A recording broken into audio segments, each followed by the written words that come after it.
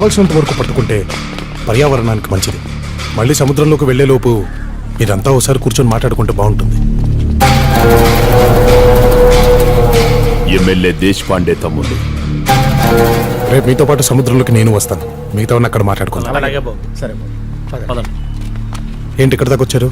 Park విషయంలో భాయ్కి నీ మీద చాలా కోపంగా ఉంది.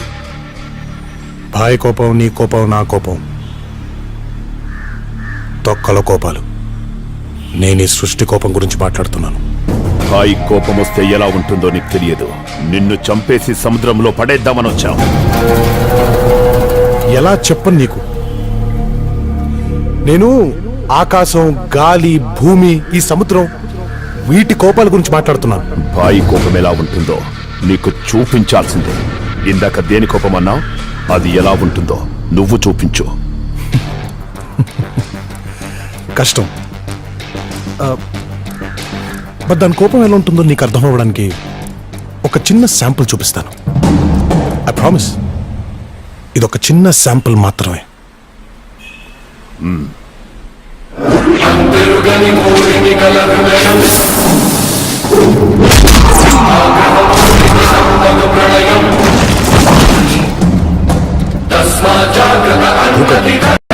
భూకంపం గురించి వినే ఉంటారు.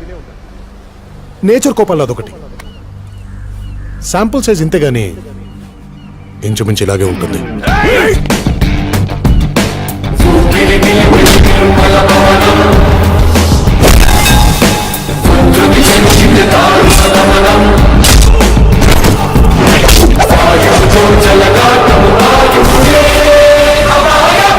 సుడిగాలు తెలుసుగా? జూమ్.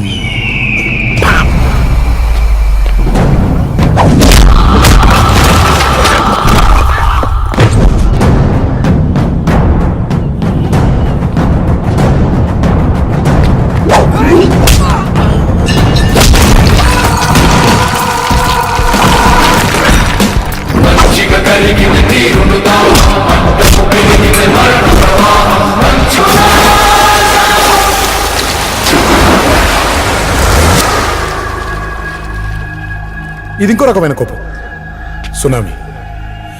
కాకపోతే అల్లలు ఇంకొంచెం హైట్లో లేస్తాయి. ఆ హైట్ కూడా చూడాలంటే నీతో ట్రై చేద్దాం.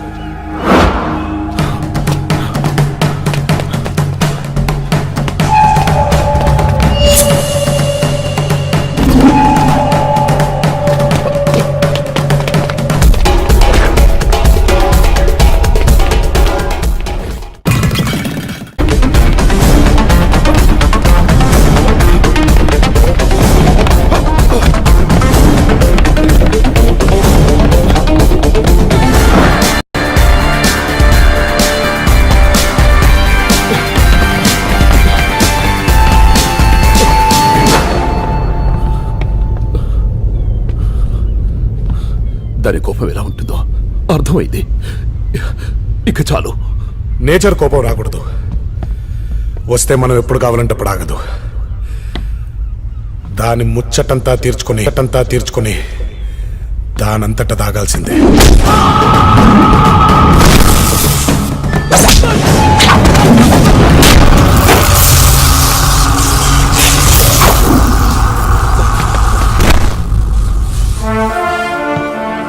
నీతో పెట్టుకుంటే ఎలా ఉంటుందో భాయ్కి అర్థం ఎలా చెప్తాను?